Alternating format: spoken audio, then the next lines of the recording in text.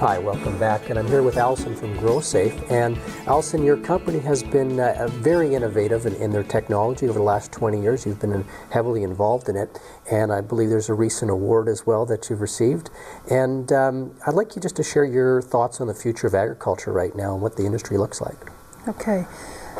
We're very proud that, first off, we love agriculture. But we're also technology, and we're very proud that the ICT sector of Canada has given us their award for innovation this year. And ICT stands for? It's Information and Communications Technology. Fantastic. And we've been given the Ingenious Award this year because of the way that we've taken data, large data sets, and been able to analyze data using standard PCs over the internet, providing farmers, producers with real-time information.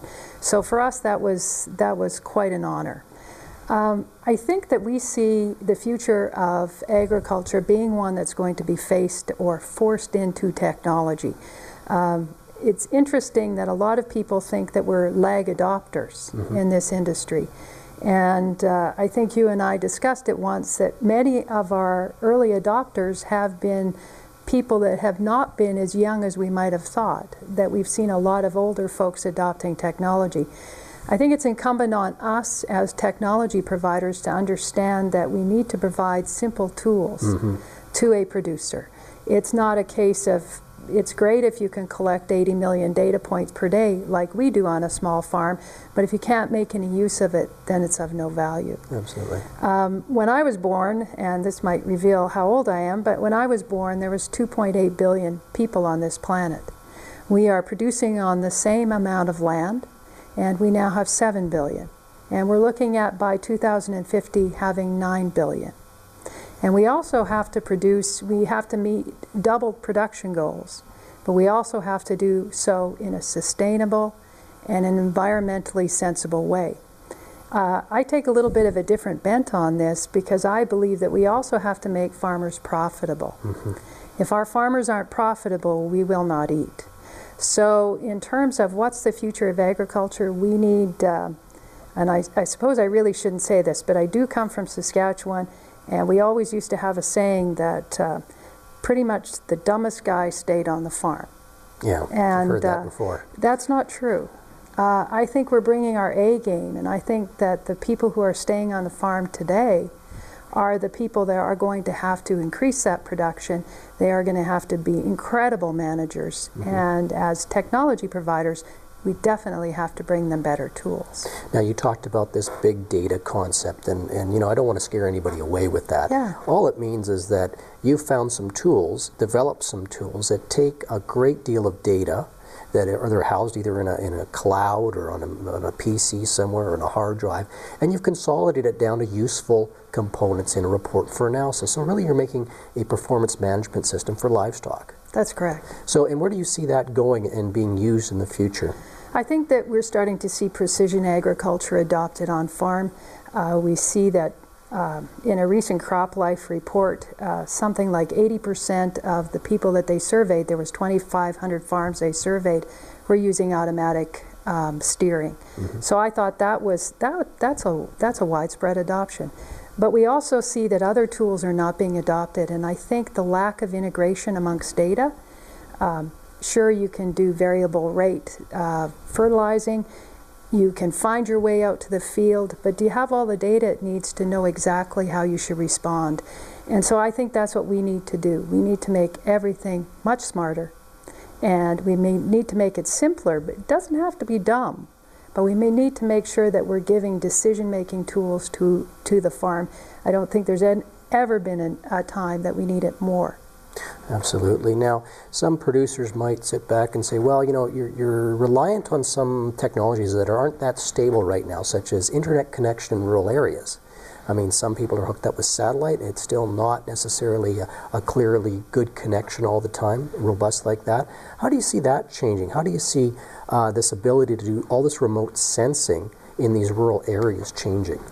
Well, I think that we have to develop our technology in a way that remote sensing could be driven by the data acquisition computer that sat in the field.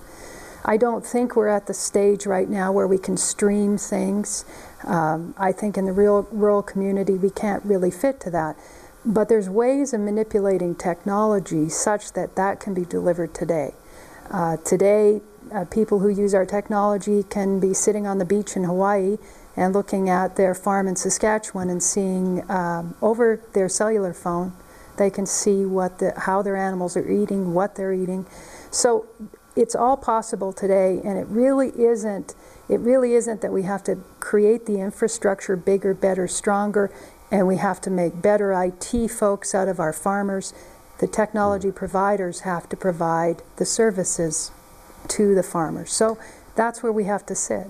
Now, one other obstacle to accessibility that I hear a lot, and this has become, obviously an astute business concern, and that's return on investment. Correct. So when you look at bringing this type of technology, you've got some pens, you've got some weighing pads, you've got sensors, you've got RFID tags, and then you've got computers and remote sensing. When you look at that overall investment, how should the producer approach this? I mean, it can be a very big initial capital hit. How do they need to look at it going forward?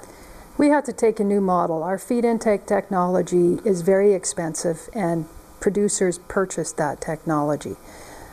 Basically, we've taken a different model with our technology. We basically see that if people are going to adopt technology, it has to be affordable. Our feedlot technology is about $12 per animal today, and we see a return of at least 3 times that cost. And I think any technology provider, any vendor has to go into this space knowing exactly what your technology costs on a per animal, a per acre basis, and how much is it going to return. And your return has to be repeatable, it has to be absolutely validated and verifiable. And that is, I think that's a bit of our success in that we know those metrics. So yes, you can propose really out there solutions, but you better have a business model that makes sense in this environment. Fantastic. So do you have any demos here in Alberta that people could visit? There are a few. I think that in terms of our feed intake equipment, you can visit just about every educational institution. Lakehead College, Olds College has always been a great friend to us, University of Alberta, and the research centers. I think that's the best place to go because you're going to find the information that you need. And then there's several feedlots, Catalan feed yards, 2 Strathmore and Nameka farms, and that's where you go for information. Fantastic. So the future not only includes us feeding 9 billion people, which we're aware of, but also a good integration with what we're doing in the academic field, and looking forward to managing that data. Absolutely. So thank you for being on today, Thank Alison. you. I appreciate it. And when we come back, we'll talk a little bit more about residual feed intake and some of the forage things going on in the province. Join us.